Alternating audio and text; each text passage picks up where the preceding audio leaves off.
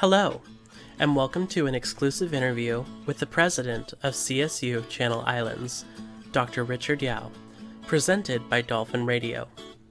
Join us as we discuss topics such as the president's favorite classes in college, his advice for students, how the campus moves forward from COVID-19, and more. Dolphin Radio is the official radio station of CI, housed in the communication program.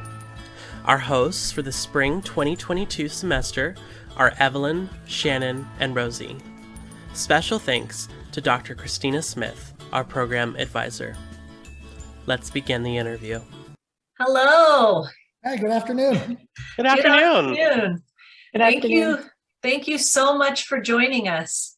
Oh, absolutely. This is the good stuff, right? If you can't get up for this stuff, this sure beats a budget discussion or something else. So I appreciate the invite. It's really appreciated. Well, President Yao, my name is Christina. I'm the chair of the communication program here at CI, and I'm also the advisor for Dolphin Radio. And so I just wanted to thank you on behalf of the communication program for coming and speaking with our students today.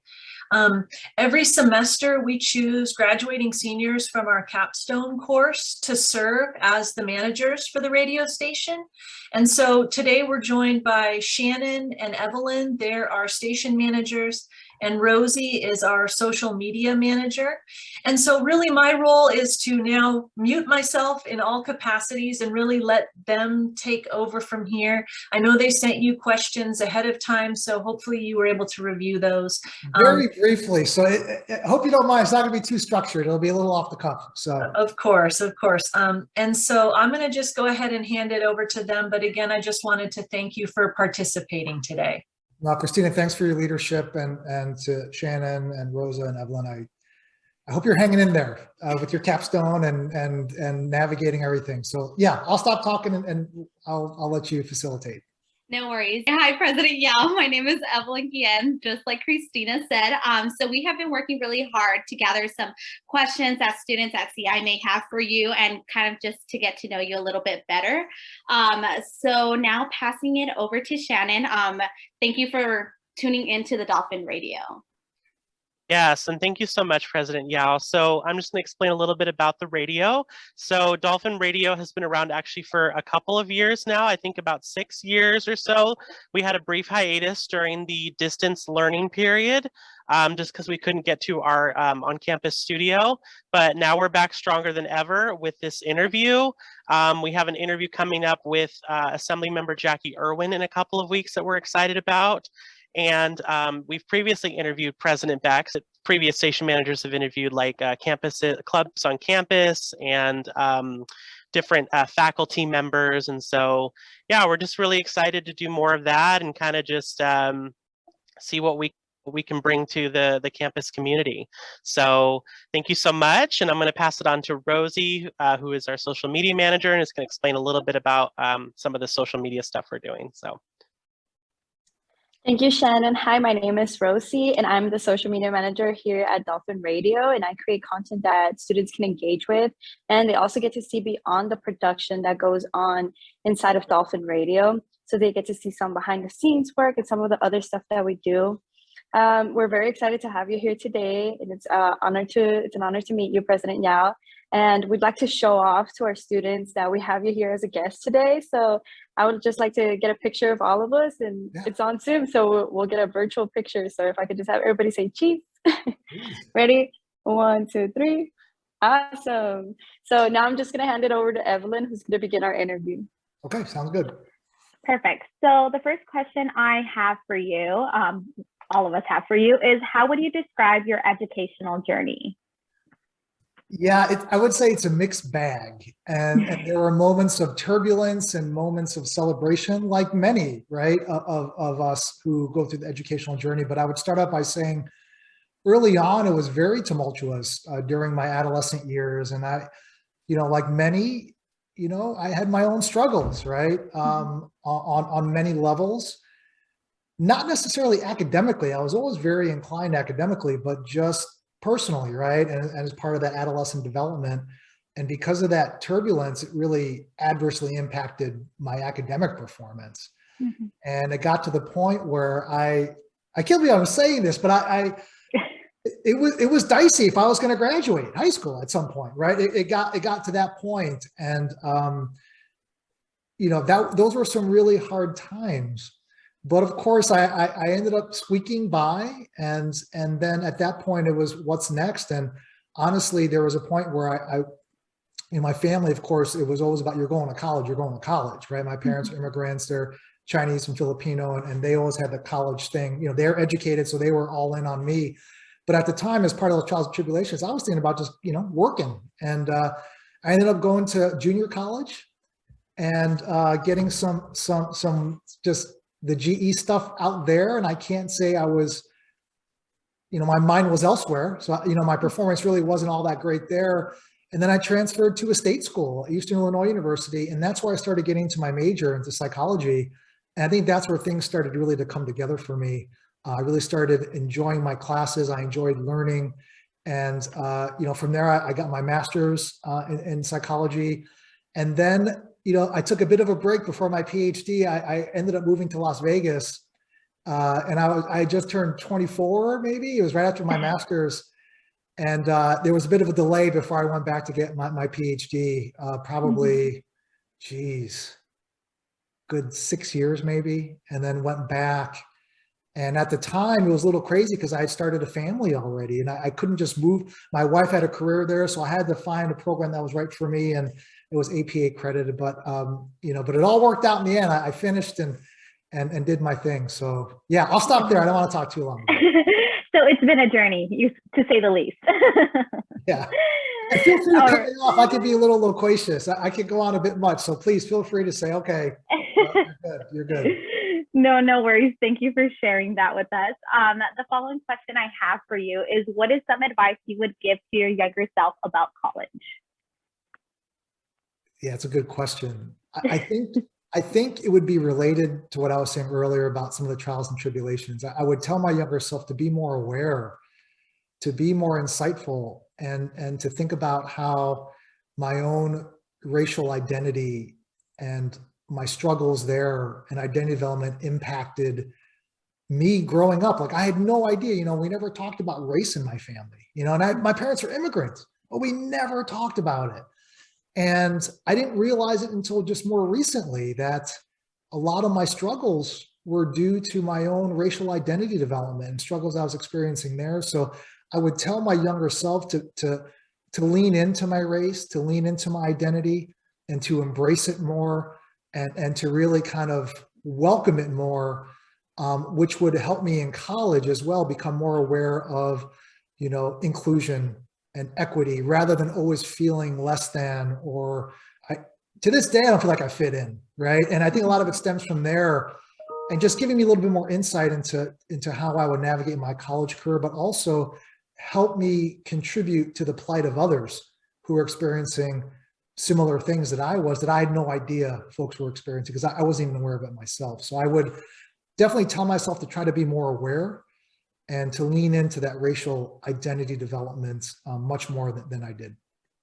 Thank you. That was great. So for the following question, what was your favorite course when you were in college, and why? Okay, this one's easy. So my favorite course, it was my senior year, and I was, a psych major, and it was my group dynamics course. And it was so cool because we had lecture on Tuesday, and you talk about different theoretical approaches to group dynamics and group counseling and such. And then on Thursday, the class was split in half, where you would break out and you would work with the faculty member, and you would have to take turns, depending on the theoretical orientation that you were studying. Each person would take turns facilitating a group. And it wasn't like therapy or anything like that, but just kind of like a facilitating kind of a psychoeducational type of group based on that theoretical orientation. And I loved it. It was so cool. And to this day, I think that's why I love group dynamics so much. When I was doing my clinical work, I loved group therapy. I love facilitating group therapy because the group dynamics are so nuanced and so complex, but the group dynamic can also have such a profound impact. It's almost like high risk, high reward. Like if you have a really high functioning therapeutic group, the sky's the limit. But to get to that point, a lot of things got to fall into place. And as a therapist, as a facilitator, you're responsible for that, for creating that dynamic. So that was by far my favorite course. I still think about that class. You still apply a lot of those things to what you're doing now, I bet. Oh, absolutely. Absolutely. So the following question I have for you was, can you name a specific professor that significantly impacted your life? It's directly related. It was my professor for that course. Her name was Marjorie Taylor. And the beauty of it, and it's related to my own academic history or professional development, she was not a tenure track faculty. She was a lecturer, right? And you know the hierarchy in higher ed, right? You got your lecturers, and you got your assistant professors, associate professors, and full professors. She was a master's level lecturer. And I had her for many classes. I had her for a crisis intervention course. She was a licensed clinician, but she was licensed at the master's level. But I had her for crisis intervention. I had her for group dynamics, and I had her for maybe one or two other courses. And she really was I'm sure you know it. She cared about her students. She did the individual outreach, did the individual connection, meeting outside of class, outside of office hours, whatever students needed, she was there for them. And for me, it was valuable because I was a lecturer for 12 years, almost at Nevada State. And I know that sometimes the hierarchy is meaningful to some degree, but also it's about how much do you care about your students, right? And how good you are mentoring and how willing and committed are you to their well-being. So I love that the one professor that impacted my whole life, formally wasn't even a professor. She was a lecturer, but had the biggest impact on me. That's great. I'm glad to hear that. And the final question I have for you is, what is one college course that you think every student should take? Well, for me, this one's easy too, but I'd want to scaffold it. So I would say every student, I would say every citizen of the United States should take a social psychology course. Really, I believe that the world would be a much better place if everybody took a social psychology course, because to me, the one thing you learn in social psychology is, first and foremost, you become aware of our own cognitive biases. Right? So you become aware of things like, implicit bias. You become aware of things like self-serving bias or fundamental attribution error. Like a good example is, we have a tendency to, when we experience success ourselves, we attribute that to internal factors, right? Like, I'm successful because I'm smart, I'm a hard worker, I'm dedicated to my craft. But other people's success, we have a tendency, a conditioned response to attribute that to external factors. Oh, they got that promotion because they knew the hiring manager, or they had it set up for them. It was easy. But the tendency is flipped the other way. Like, if I have a failure, then I tend to attribute that to external factors. Like, stacked against me. But if someone else fails, it's kind of like, well, you didn't work hard enough, or you're not there. So that's just an example of that. And things like confirmation bias. I think what I love about social psychology is it helps us become aware of our own cognitive biases. And that in turn, once we're aware of our own biases, that really helps us when we're interacting with others and understanding, that they have their own biases, but we can't just poke holes at their biases. We have to be willing to acknowledge our own biases. So the social psychology piece fascinates me. I love things like power differentials.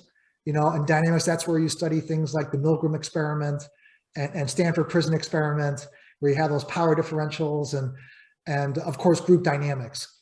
So I would say that's the one class, but I'd love it to where maybe you don't have to have it as like a 400 level class. You can scaffold it at a 100 or 200 level class for everybody to take. That's perfect. Well, thank you very much. That's it for me. Now passing it over to Shannon. Okay.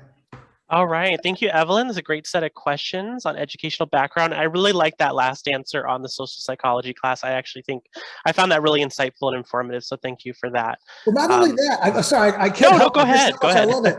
But even like you talk about relationship dynamics, like how do you improve relationships? I think a good example is I remember learning in social psychology about when relationships end, right? Regardless if it's an intimate, a friendship, whatever, close relationships, especially intimate relationships, it's usually, we talk about stages of grief, right? And how Right. we go through these stages of grief, even with relationships. But the reason why relationships end so tumultuously is because usually you're in different stages of the grief process. Like usually somebody has already grieved it. They've been through the denial. They've been through the anger. They've been through the bargaining and depression. They're in acceptance. And they're the ones initiating the breakup. And then the other person's still in denial. Like, wait, I thought everything was great. What's going on? And if you can understand where you are, it helps facilitate those dynamics. So there's so much more that, gosh, obviously I can go on and on about it, but I'll stop. No, I think that's great. I mean, I feel like there's so many principles of the social psychology that you've discussed that actually apply to our major, communication, and we've definitely learned about some of those things like the Milgram experiment and the Stanford prison experiment. So I think all of that is really interesting and definitely more people should learn about. So thank you for that. We used to cover a lot of the classics like that in intro to psych, and when I used to teach intro, I used to call it psychology's greatest hits, because you covered all the fun classic, although very highly unethical, right, experiments. But, right. Yeah, it's good stuff. Okay. Yeah. No, you're fine. It's very interesting. So let's go into some questions related to your work on at CI and your presidency. So my first question would be, what's your favorite quality about CI, and why? And what do you enjoy about putting that to work? Well, that's easy. It's about all of you, our students. And I mean that sincerely. That's always been the case.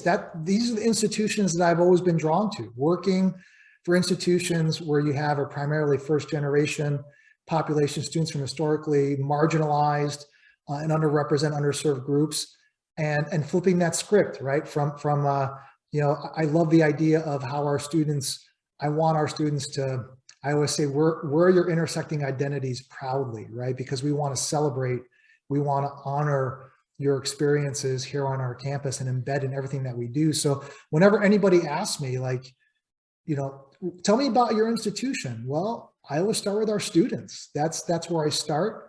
And I always say that our students are at the heart of our institutional identity, because if you were to ask anyone on our campus, tell me about Channel Islands, they would start with all of you, our students. So that's the best part for me. And I'll be honest, I miss the classroom. I've missed the classroom for quite some time. And when I made the switch to student affairs, it was great because I still got to interact with students every day, right? As a vice president of student affairs, or even as dean of students, I interacted with students every day. But there's nothing like, mentoring students in the classroom, especially at a small university like Channel Islands, where you can see your student at an intro to psych class, but see them all the way through to the capstone, right? And see how they grow and develop.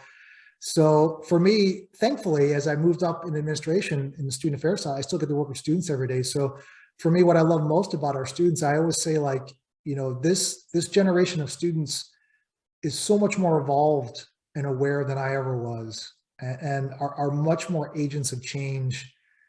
And I think it's remarkable. My son, he's 22, almost 23. He gives me a hard time about my generation. He says, where's the Gen X leadership? What happened? Where are you? And I realized how much leadership that I see here on this campus. And I love it. The leadership and that willingness to engage in difficult conversations, to lead during hard times. That's what I love most about our students. Well, thank you for that. I mean, that's always good to hear. Of course, as a student, I love to see that people are supporting us and our growth and our education. Going from that then, relating to students, my next question would be, what are the programs you were most proud of having available for students here at CI? Well, for me, I mean, programs, when you say that, it's a broad scope, right? Right. For me, what I'm always proud of first and foremost is our academic programs, right? So, you can't have a university without academic programs, right? And majors and minors and classes and things like that. So for me, I have to tip my hat to our faculty. They're so dedicated to our students. They're dedicated to engaging inside and outside the classroom. I love the high impact practices. I love our undergraduate research program. I love our experiential learning focus. So for me, it starts there, right? And if I had to pick a couple that I've had the benefit of working closely with, I think about our computer science program, that we have an incredible program with Amazon Web Services as well. You know, I think about our School of Business, our CI Solutions program that they had. They used to call it a micro internship program. And again, undergraduate research. But the other piece that I'm really proud of, and it's related to the academic side of the house, is Santa Rosa Island. I just think that, you know, we're one of only 11 universities in the entire country that has a research/field station in national park land. We're one of 11. And so for me, this is an area that I want to scale up as much as possible. I want every single one of our students to go out to the island and experience what that has to offer. So I love Santa Rosa Island. That's one, you know, program that I like. But in terms of the student affairs side of the house, obviously I'm very partial to our counseling and psychological services program and our basic needs programs. One of the things we're looking at is, you know, the data, you know, everyone, especially on the basic needs side, there's so much literature and research about the increased demand for basic needs programs in higher education. And that's all, you look at the journals and student affairs, that's all it talks about. Even the Chancellor's Office in their GI 2025 recommendations, they've identified basic needs as one of the pillars of the GI 2025, but nobody's actually examining whether or not our basic needs programs are helping to increase and improve retention, right? So it's one thing to examine demand, and that's great. We know there's huge demand, but are our programs actually helping students stay in school? And we have some preliminary data here suggesting that that is the case. And to me, that's the ultimate goal, right, of these programs is to provide the basic needs.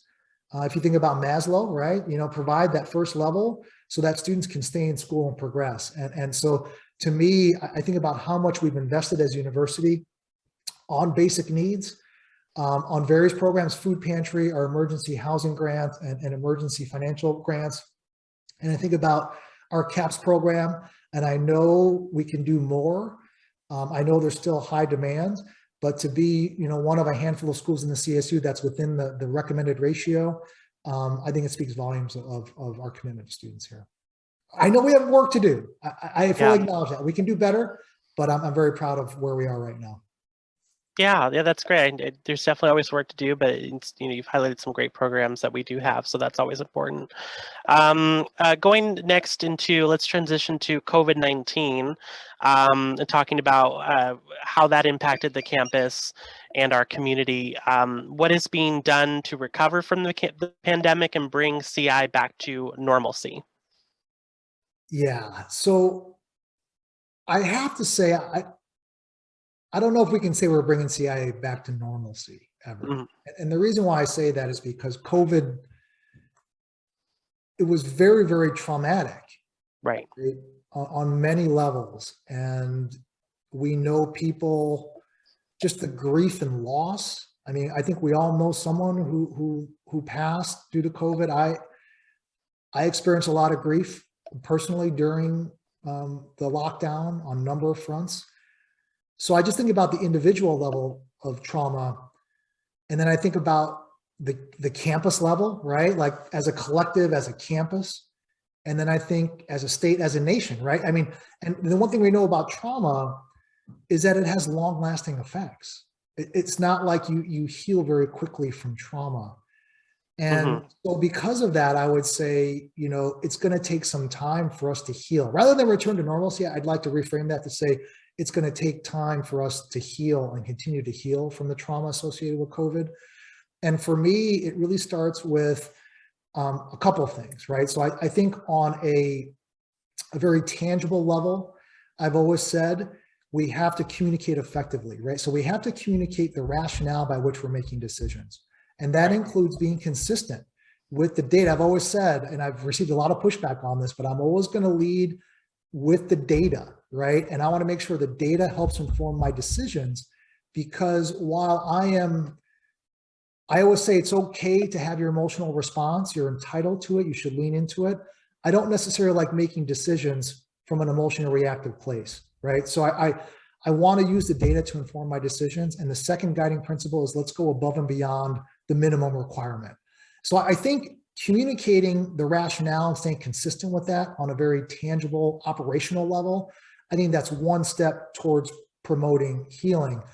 On the other end is also, you know, a little bit more on the psychosocial side of it, is making sure we have those support programs in place, like CAPS, like basic needs, and we're doing proactive outreach to students so that they know they have that support they need outside the classroom, but also, and I think the faculty are doing this as well, understanding the plight of our students. So I just think there's a more qualitative component here in terms of leading with empathy and compassion, but also facilitating healing. And you know, the thing about the healing process is, you know, similar to the grieving process, we can get stuck, right, in that process. And when we get stuck, it's not healthy anymore, right? Yeah. So how do we as a campus community, whether it be a faculty member working with students, whether it be a dean of students, whether it be me as the president, how can I help facilitate movement through the healing process? And I think that requires that really good empathic listening, good communication, and of course, those support programs in place.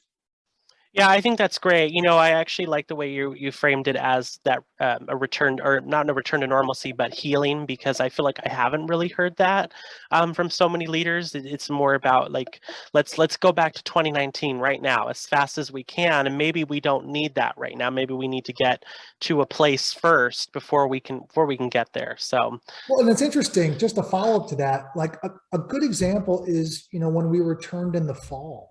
Right? Mm-hmm. If you recall, that's when Delta was peaking actually, and I remember I got a lot of pushback, like why are we doing this? We should be fully virtual, but the data indicated otherwise. We had confidence in our vaccination, we had confidence in our safety protocols, and we navigated it. So, and even now with this spring, you know, with Omicron, we had to delay 2 weeks, right? We had to. And that proved well, though. We did that well. And then now the mask requirements easing, like there's still a lot of logistical kind of operational decisions that are made.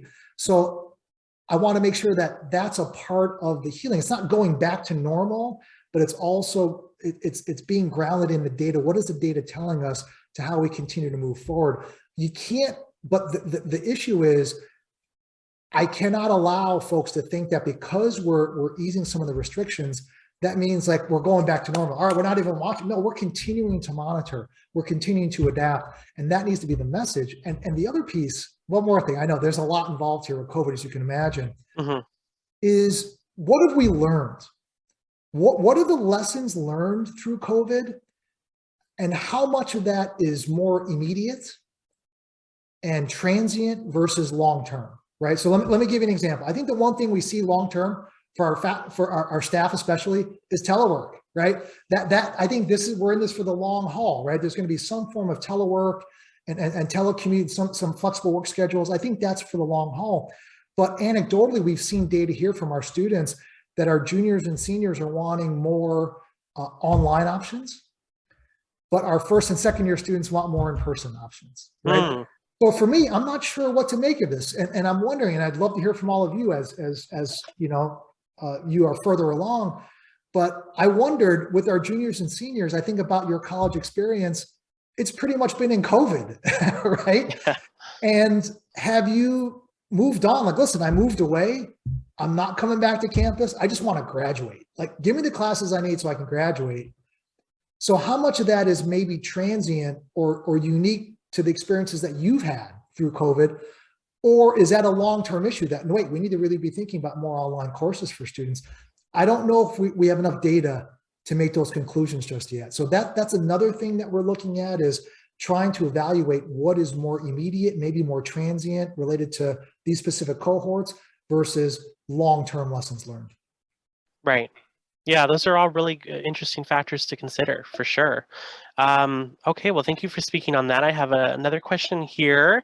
So it is, how would you say our 4 pillars of community engagement, integrative approaches, international and multicultural perspectives are being practiced throughout our campus? Yeah, it's interesting. So when I first came to Channel Islands in 2018, you know, whenever you do an interview, you're always researching that campus, right? Learn as much you can about that campus. And it was clear that our founding pillars were a big part of that, right? And our mission centers grounded in those pillars. And for me, when I got here, of course, you're always trying to figure out, wait a minute, where are these centers? And you realize that sometimes it's not a physical space, but it's a group of folks and doing these things. And what does that look like? So my assessment is this: I'm all in on the founding pillars. Those things are very, very important and vital to our education here at Channel Islands. What we're trying to embed across disciplines, right, are those things: multicultural perspectives, international affairs, interdisciplinary studies, that kind of thing, community engagement. But I would say there's variability across campus and across disciplines and how those things are being embedded into the curriculum and the co-curricular programming as well. So for me, I would really like to see two things moving forward. One is how do we connect? I've said this a lot, at 20 years of age almost, right? How do we look at our mission pillars and centers and try to, I don't want to, maybe update's a bad word, but how do we help them grow and evolve into the mission pillars of 2022 and for the next 20 years, right? We know what it was in 2002 when they were founded and developed. We know how they helped us get us to where we are today. Well, how are those mission pillars and missions, how have they evolved? So what does that look like in 2022? Multicultural perspectives. How is that consistent now with more focus on ethnic studies, right? How does that fit in? How does that evolve? So for me, I'd love to see, and this is part of the provost and the faculty are leading, charting our course, which is our academic master planning for the next 20 years. So to me, that's a big part of it. How do we help our mission pillars grow and evolve to where we are now, where we need to go in 20 years? And the other piece is, I always say, I want to incentivize, because if the faculty are not actively involved in these pillars and these centers, then no matter how good the centers are, there's always going to be some inherent limits to its potential. So how do we incentivize faculty to embed this type of work into their curriculum? And then also, how do we use these centers as a bridge between academic and student affairs programming as well? So how do we embed them into the co-curricular programming and the student learning outcomes as well? So just some ideas here. I think this is something that's continuing to evolve here, but I do know that we have to make sure we're bridging those founding values of where we're going as we move on into our 20th year. My next question was, what is your vision for Cal State Channel Islands, and where would you like to see the university in 5 years? Yeah, it's a great question. That was a lot of discussion during my presidential search, right? Vision. And first and foremost, I always say, I want to make sure that we have a shared vision here at CSU Channel Islands. And so let me start off with a couple of things. As we enter our 20th year, and I think about the next 5 years, I don't know if we've done a good assessment of how well we have met our regional and community needs. Right? I don't know if we've done a really good assessment as it relates to workforce and industry needs and trends and the service needs of our community. I hear from the Navy all the time, they're reaching out to me, hey, we need more engineers. I hear from the agricultural community, we need help here. And these are a lot of core things in our region. So for me, I want us to in terms of vision, I envision CSU Channel Islands as truly serving the needs of our region at an exceptionally high level. And that means workforce, industry, trends, service needs, and leadership needs of our community. And to me, it all starts though with our academic programming, because you cannot meet the need. That's the whole point of a university, is that you meet the needs of the region through your academic program. So whether it be communication, we need more communication majors to do X, Y, and Z. We need more engineering, or we need a coastal sustainability or a sustainable agricultural piece. What are the needs, and where does the data help inform that? Generally speaking, though, it's interesting. I always say that from my perspective, and that work has to be done on the academic side. The faculty determine the curriculum. But for me as president, I would say at a high level, we have to capitalize on what I think is such a unique location for CSU Channel Islands, right? Mm-hmm. We're in one of the most resource-rich environments in the entire country. Here, we're right off the coast. Channel Islands National Park, the Marine Sanctuary, so there's so much coastal sustainability work that we could be doing. And as you know, coastal sustainability, that's not just environmental science. it's very interdisciplinary. There's an equity issue, there's social sciences, there's an economic base, right? There's a business. There's so many different things there. But at the same time, we're in the heart of, I always say agriculture is the heart and soul of Ventura County. And so we have the benefits of both a land-based and a coastal-based university. So how do we make sure we're embedding that as part of our academic identity moving forward? So in the next 5 years, I would say I want to be implementing that charting our course plan, right? And build, rolling out those programs we need to develop, and expanding the programs that we need, our existing programs that we need to expand to really meet those needs. Because to me, the other piece that's even more important here is about our students. It's not just about student success here, but it's about postgraduate success. And I don't think we pay enough attention to that, because everybody says they assess postgraduate outcomes, but what nobody will tell you that all of those sources of data are all inherently limited. And we're doing the work to combine a number of different sources to make sure we're addressing those limitations, and coming up with a way to better assess postgraduate outcomes. So I think it's all related. If our academic programs are grounded in data, in demand and need, and we also implement those things, that we think we need to include in an education, like equity, right? That needs to be embedded in the curriculum across disciplines. That's what's going to lead to postgraduate outcomes that are successful for our students. So, I could go on and on. There's a lot there, but I would start there in terms of the vision in the next 5 years. Yeah, that all sounds great. Well, thank you, Dr. Yao. That's the end of my questions. I think, it sounds like you have a great plan for the university in the years ahead. So thank you so much for answering those questions. I'm going to pass it on to Rosie, who's going to ask our closing questions. Hello. So going back to some of our programs, how we're talking about, my next question would be, what are some resources or programs on campus that are available to students that they might not know about just yet? Well, I go back to counseling and basic needs. It's amazing how many people are not even aware of the basic needs programs that we have on campus. And, we did a study. This was before I got here. I think the Chancellor's Office facilitated a study in either 2017 or early 2018, before I arrived. And there were some questions about the methodology there, but they identified about 30+% of our students had experienced food insecurity at some point in the last 6 months, I believe. And when I first looked at our food pantry data, the first semester we started collecting data, we had about 700 unique students plus use it. So that was about 10% at the time of our student body population. And I remember thinking, hey, we're doing a good job here. 10%, that's not bad. That's a decent number of unique students. But then I looked at that research and said, oh my goodness, wait a minute. If that research is accurate, that means that we're still missing about 20% of our student body population. So for me, that kind of tipped me to say, okay, how do we do a better job of doing some proactive outreach to get students aware of these? And I tell you, I'd love to hear from all of you. That's like the holy grail. What's the best way to communicate with students? It's not email. I know that. Email is not the best way. Is it social media? Is it social media? Okay, so that's something we're still working through. So I always come back to basic needs, and you're not going to believe this because I'm going to say it. Academic advising, right? I don't know how many students use their academic advisors, like in their first 2 years, a centralized advising model, and then with the faculty advisors, because if there's one piece of data that we have that's very robust, is that students who are using their academic advisors are outperforming those who don't in terms of retention, credits earned, all of that stuff. So I would love to see mandatory advising across the board, even all 4 years, even with the faculty advisor. And of course, I have to watch myself there. I don't want to create more work here, and I can't create mandates. That has to be campus driven, but I think advising is another piece there. And the other piece, really two things. Santa Rosa Island.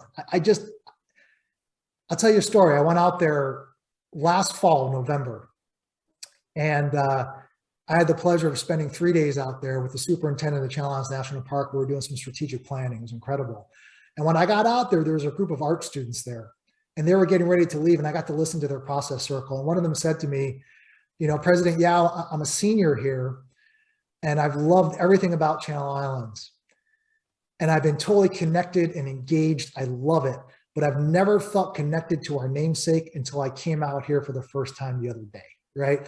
And to me, that was so powerful that and I know I've experienced it myself. It's a transformational experience. So I'd want more students to be aware of Santa Rosa Island and find ways, and it's not on the students, like we have to develop curriculum and programming to get students out there. So that's one thing. The other thing is undergraduate research. I am the biggest fan of undergraduate research.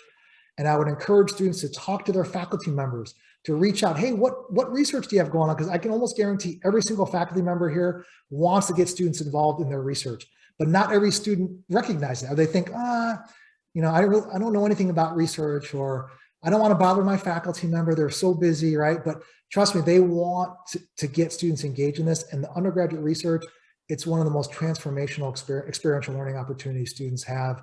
And we have a great program. We have a summer surf program, pay students to stipend to engage in this, but even beyond that, there's other opportunities here. So those would be the big programs I would say I want students to be aware of. All right, thank you for that. I definitely agree. I think there's many programs that a lot of students don't know about, and it's good to hear from you, to hear your perspective on them and what you, in a way, recommend for them. So going off of that, what is one program that you would like to start for students that the university doesn't offer yet? Okay, so how about this? We're in the process, right? So I had this vision for a robust case management team, okay, that rotates between basic needs, care team, CAPS, and disability accommodation services, and maybe even include maybe financial aid or whatever it might be. So to me, it's interesting and this stems from my clinical work. It's almost like a wraparound model where the case manager is always the hub there. And let me give you an example for CAPS, right? So for me, you may push back on me. That's okay. You can push back on me. Everybody wants to hire more clinicians, and I get that. I'm a psychologist. I would love to hire as many clinicians as possible. But hiring one more clinician is not going to solve the demand issue. So we have to look at the service delivery model. So a good example is a case management model where we have a case manager up front who does a clinical assessment. Because what we're seeing are two things in CAPS. One, we're seeing students come in with much more severe symptomatology, especially trauma, right? And that requires longer term services. That requires more specialized care. But we're also seeing a huge jump in the number of one-time only appointments for students. So a student will come in and say, listen, here's what's going on. And it might be a lower level need like test anxiety or relationships or, relationship dynamics or stressors. And they talk it through with the clinician. They feel better and say, you know what, I'm good. I don't need to come back. That tells me that did not require a licensed clinician, right? So how do we use a case management model up front to say, okay, what is the need here? And if the need is high level, okay, let's get you with the clinician. We got, let's do it. But if it's a lower level need, I can say, hey, you know what, Rose, we have a great support group on test anxiety here. It meets twice a week. Here's information. I can walk, I can do a warm handoff. Are you interested in that perhaps? Or we have a peer-to-peer support program here where students, provide each other with support, and it's a psychoeducational group on, a 3-week series on test anxiety. And why don't you try that out? And it's not like I'm just, as a case manager, I'm not saying, okay, Rose, good luck, you're on your own. Hey, let me know how it goes, Rose. And you can tell me, hey, Rich, you know what, that really helped. I'm feeling better. Or you know what, that's not helping. It's getting worse. All right, now, Rose, let's get you in with a licensed clinician. So to me, the case management model helps increase the capacity of our specialists to do only what they can do, right? And that's provide that higher level of care. Then on the back end, let's say you're going to need more long-term care. Well, as a case manager, I can work with you while you're seeing your therapist to help connect you with community resources so that when it's time, it's a warm handoff. It's not just saying, okay, here's a referral, it's good luck, you're on your own. It's a warm handoff. So there's no disruption in continuity of care. So I want to take that case management model and apply it to all of our programs. And in some ways we're doing that. We have a case manager for the care team. We have a case manager for basic needs. But I'd like to see a case management team where they can be cross-trained so that we can rotate depending on where the demand is, right? So there's a big demand at CAPS, we can get the case management need there as deemed necessary. So that's that's my vision. I hope we can see it come to fruition. Yeah, that sounds amazing. I think that would definitely facilitate students knowing, like having a sense of direction of knowing where to go and finding the right program for them. I think that's awesome. So we're almost to the end of our interview. So just some of our closing questions. Did you ever imagine yourself in higher education, specifically now in the position that you are as our president? No, no. And the funny thing is, and I shared this with the CIV when they interviewed me, but when I moved to Las Vegas, I was working for a Medicaid nonprofit, and I was making, I think it was like $20,000 a year at the time. And I loved it. The job was fantastic. But being 24 and living in Las Vegas, you know, there's a lot of distraction. And honestly, I was really broke. And I needed an extra job.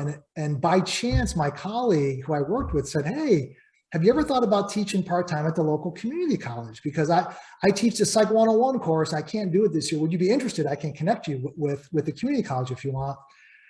And I said, "Yeah, I need the second job."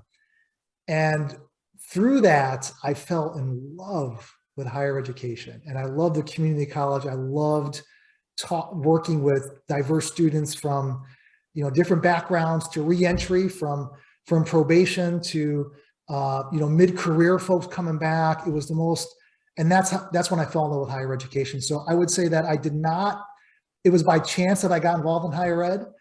And then at some point I had to make a decision. Either I was going full-time clinical work because I was very busy in my clinical work, or full-time higher ed. And that's when I ended up going the student affairs route. I was offered a leadership position to build out student support programs. So that's where, you know, I made the switch, and it was a hard decision because I still identify as a psychologist. People ask me what I do. I still say I'm a psychologist. And I let them know I'm also president, but I never imagined, I never imagined being a university president. I know some people have aspirations for that, and that's fine, but I can honestly say I'm always a big believer in doing whatever is right in front of me and being mindful about it and doing it exceptionally well. And I think that's hard to do sometimes if you're always thinking about what's next. I'm not saying you can't have goals and aspirations, that's important. But for me, it's about never losing sight of what you're doing in the moment, because it takes a lot to do whatever you're doing at a very, very high level. So no, I did not imagine myself being university president, but I'm thankful for the opportunity. Yes. Yeah. And we're very lucky to have you. And going off of that, you just said, you know, doing things that are there in front of you in the moment. Some of us are listening as people, as seniors. So we'd like to know, like, what advice would you give the graduating class of 2022 and what they have going for themselves as they enter a new chapter of their life? Yeah, two things. One, I would say it's important to recognize that stress and anxiety, uncertainty, and vulnerability, while that's a hard place to be, it's part of the growth process, right? So I would encourage all of you graduating, remember those times where you experienced that throughout your college career. I'm sure you had times where you're like, oh my God, do I have what it takes? Am I going to get through this? I'm overwhelmed. I can't do it. My God, I'm going crazy, right? But somehow, some way you did, right? And I always say, guess what? You've been raising your threshold. Each time you get through the semester and you're like, oh man, how did I do that, right? You found a way. And what I want all of you to know as you're graduating, that will continue, whether it be in graduate school, whether it be in the workforce, whether it be in the community, whatever it might be, and lean into that. It's not a bad thing, that fact that you're feeling a little bit stressed or anxious about it or vulnerable, because there are no guarantees for success. But you've been through that. So I would say lean into that vulnerability a little bit. It's not a bad thing. It's a good thing. And the second thing is related to that is, at the same time, have confidence. Because I always say, what always worried me was about in my life and my career is when people are confident when they necessarily haven't earned the right to be confident, right? Like, have you put in the work? And I would say that all of you have earned the right to be confident. So while you're stressed and anxious and uncertain, you've also earned the right to be confident because you put in the work. You've graduated with a degree here. You know the communications theory and research and best practices. You have that expertise in your area, and you have all those other skills you developed along the way. So, you know, when it does get tough, when you're questioning certain things you're not sure, rely on your education here, rely on what you've learned, rely on the theory and the research and best practices, and rely on, you know, the experiences you've had here, and that'll get you through. So you've earned the right to be confident because you put in the work necessary to be confident moving out there into the world. Yeah.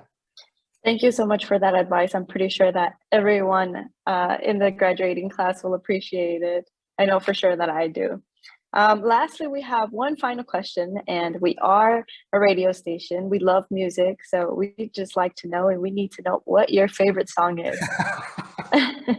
So I have a lot of favorite songs. If I had to pick one, my favorite song is called Divided Sky, and the artist is Fish. So I don't know, you're probably too young to know who Fish was. What genre is that? It's kind of like a jam band, you know, like a jam band back in the 80s and 90s. It's like 20-minute songs, you know, and it goes on forever. Kind of funky, but that would be my favorite song. And the reason why is because, you know, it's not even about the lyrics. It's about the journey. It's a long song. It's like a 10-minute song. And it takes you on a journey that kind of culminates. And whenever I was in my hardest moments and most trying times, that's what I'd listen to every morning going into work or going into school, whatever it was. And somehow it just, I can't really explain it, but it had a profound impact on helping me get through. And I still listen to it to this day. So you know, yeah, Divided Sky by Fish. And please don't laugh when you listen to it like, oh, good God, this song's awful. But it's a little different. Yeah. Awesome. I think we all can relate. You know, we all have that one song that makes us feel that certain way. So thank you for sharing that. That concludes our interview. Thank you once again for coming out here and doing this interview with us. Make sure to tune in onto our TuneIn app. And then we also do have a Spotify at CI Dolphin Radio, where you can find a collection of playlists that are updated weekly. And then also follow us on Instagram at CI Dolphin Radio for more behind the scenes and updates. And thank you for listening. And again, President Yao, thank you so much for coming. And it was an honor to meet you. Hey, what's your Spotify? Spotify is at CI Dolphin Radio. CI Dolphin Radio. Okay. All right, I'll check that out for sure. We'll make sure to add your favorite song to our collaborative playlist. All right. Thank you so much. This is fun. Thanks for taking an interest in my background and my thoughts. It means a lot. So thank you for that. Yes. Thank you so much for coming. Thank Right, you. everybody. Thank Thanks, you. Christina. Take care, everybody.